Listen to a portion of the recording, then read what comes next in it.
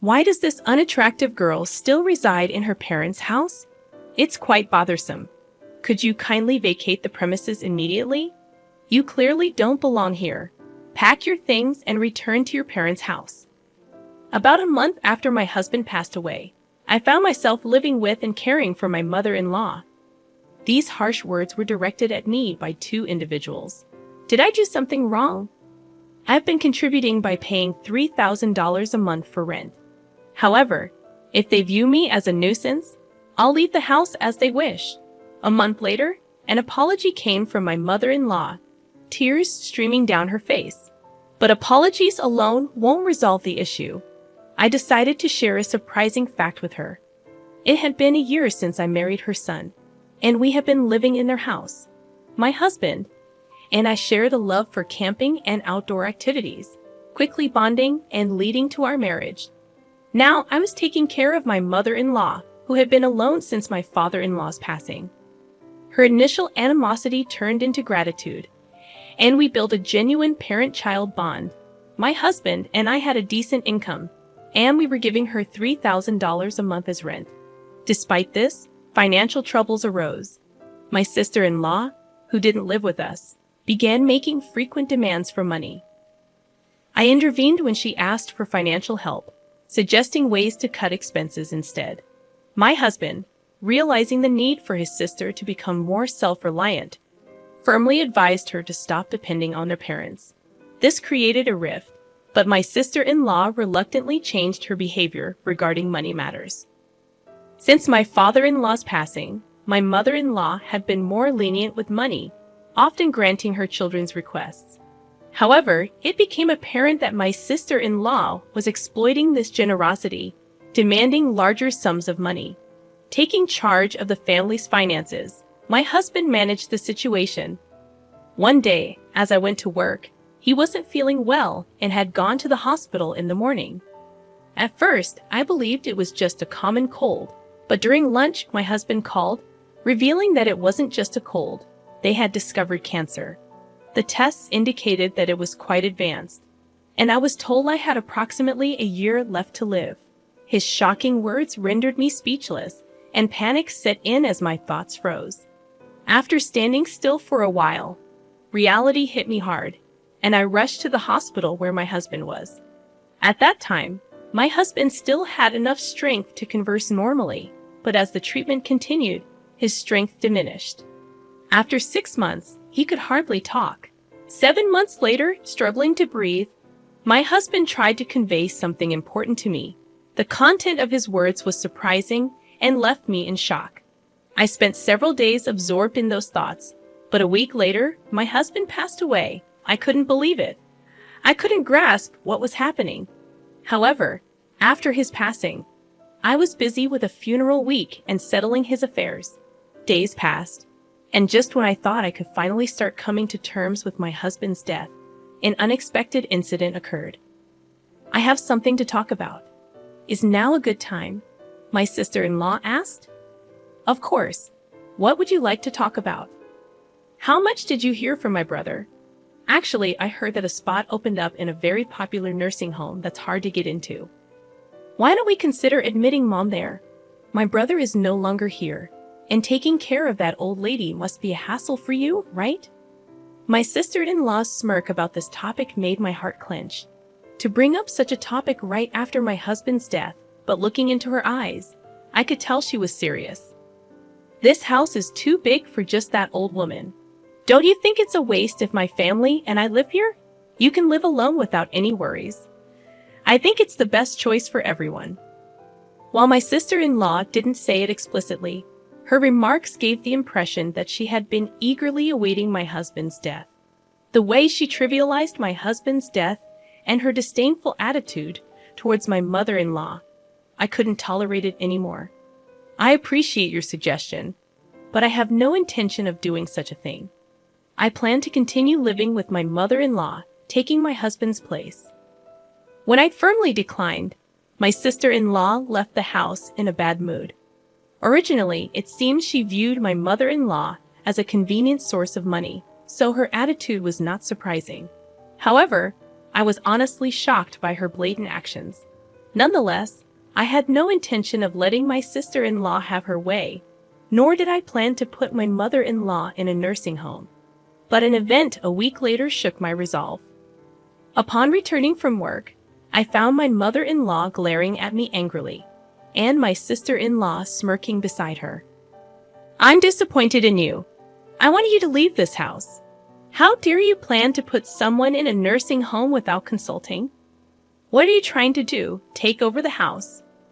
"No, that's not my intention." "What do you mean? Why don't you just be honest? It was your proposal, wasn't it?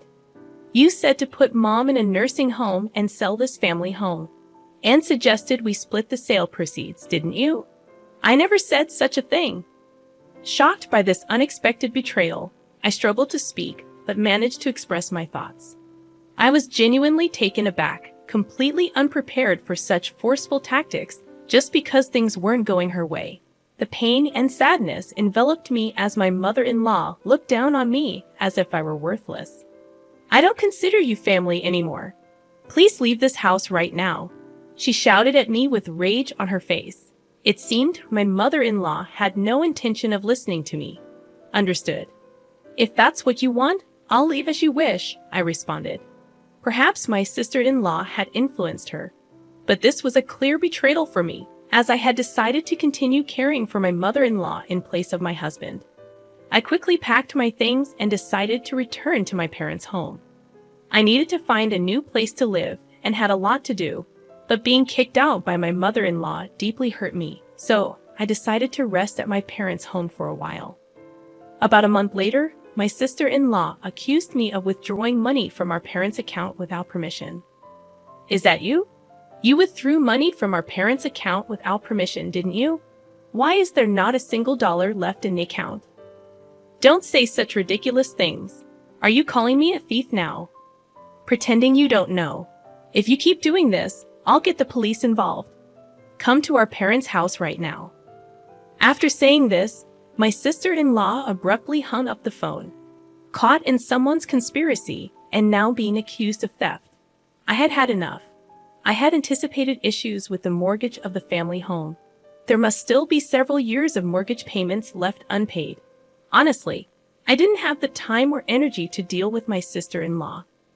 I wanted to cut ties, but I had reasons why I couldn't. There was still a truth I had to reveal. With a heavy heart, I immediately headed to my in-laws' home. Just like the day I left, my mother-in-law glared at me, and my sister-in-law was there too, giving me the same look. Did he steal money from the house or withdraw it from the account? I don't know, but give it back quickly. You both were working, right? So, there must be a significant balance, right? What are you talking about? There's nothing left of my father-in-law's inheritance. We've been covering all the living expenses and rent. Do you think the inheritance would cover everything?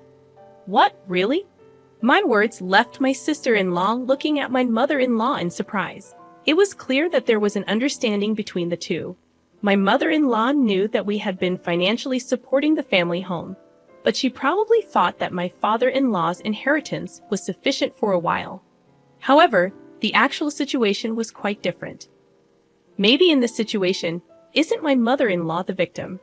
Mother-in-law, it was your daughter who was misusing father-in-law's inheritance, wasn't it? At that moment, my mother-in-law's expression changed dramatically. There was an air of confusion, as if she couldn't grasp what I was saying. But I never lied to deceive others. The attitude of my sister-in-law made it clear that what I was saying was true. Her expression changed the moment the inheritance was mentioned, even though she had been glaring at me sharply before. "I've seen through the schemes you've been plotting and the misdeeds you've been committing. Actually, my husband revealed to me that since we started living together, he took over managing the household finances. He noticed a significant decrease in the inheritance supposed to be received by my mother-in-law, and he found it abnormal. Moreover, my sister-in-law's frequent and unusual financial requests seemed suspicious to him, so he confronted her. It turned out she had withdrawn cash from the inheritance without any permission. She was actually stealing." "Wait, is that true?" My sister-in-law stammered in confusion the moment I revealed the truth. My mother-in-law's anger immediately turned towards her. It seemed my mother-in-law hadn't realized the money was gradually decreasing, as she had been living modestly since my father-in-law's passing and never paid much attention to finances. My husband, being in accounting, was aware of even minor financial changes.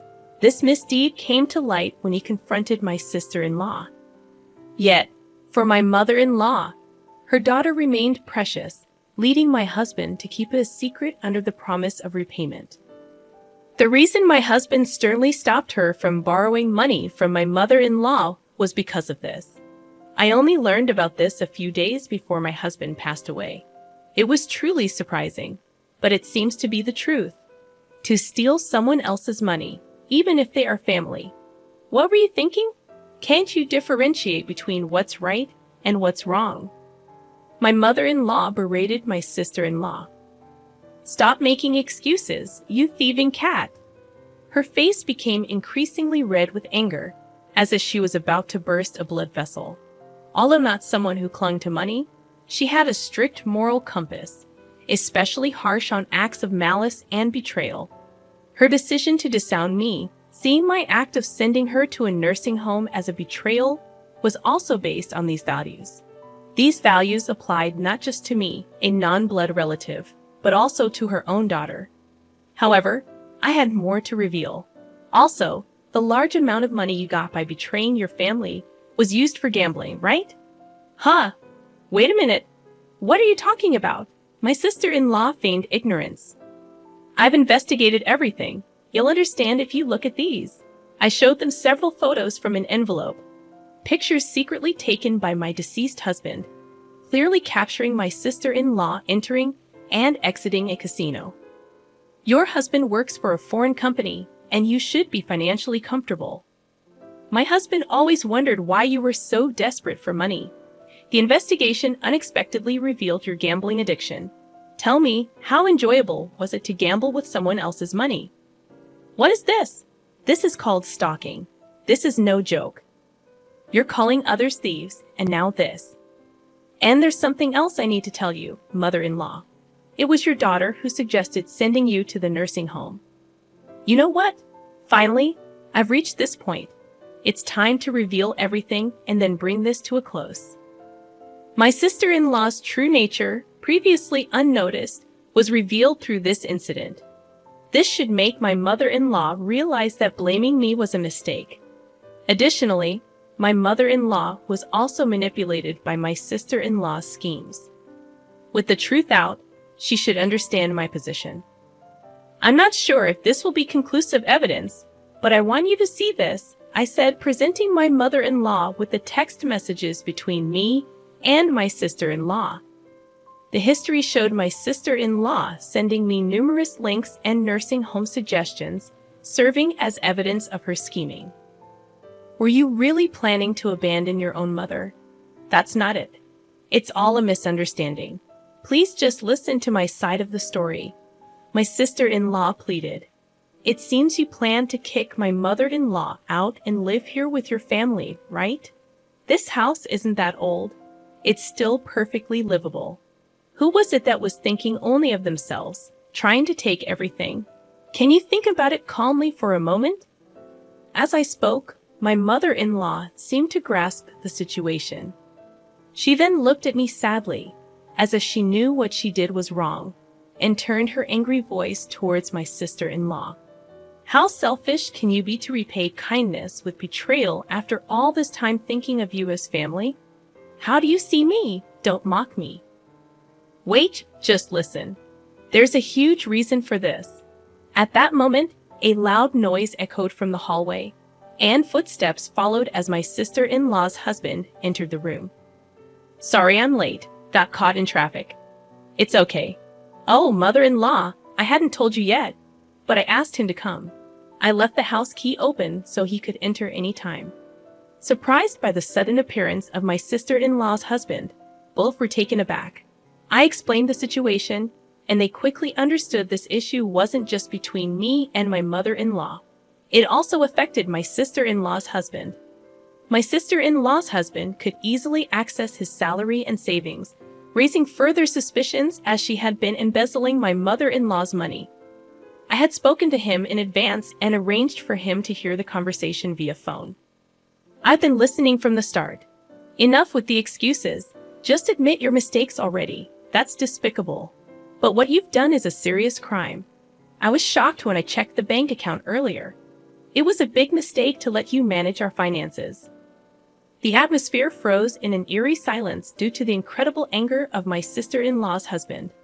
Having said all I wanted to say, I decided not to intervene further and just silently watched my sister-in-law's husband lecture her. His reprimands were so intense that it made me tremble just watching, but I didn't feel bad for her at all. I only thought about ensuring she repays the money, and that she shouldn't assume this would be the end of it. The lecturing continued for a while, and eventually, she knelt down to apologize to both me and my mother-in-law before leaving. According to my sister-in-law's husband, he had left the management of their household finances entirely to her, thinking they were saving and increasing their savings by cutting back on expenses. However, it turned out she was gambling away all the money saved. As her gambling intensified, she eventually incurred debts on her credit cards and began stealing money from my mother-in-law to pay it off.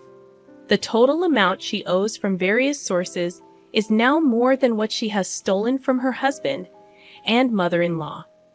Her husband, upon learning about this, decided to divorce her but plans to make her work to repay the full amount for the money she stole and the child support she misused. Until then, he had no intention of divorcing her and was constantly monitoring her behavior, hoping for her to change herself. It seems tough days are ahead for my sister-in-law. Later, my mother-in-law apologized to me for the misunderstanding, and we still meet for tea about once a month. Now that my husband has passed away, I want to maintain a good relationship with her, the mother who gave birth to him, and support her to the end.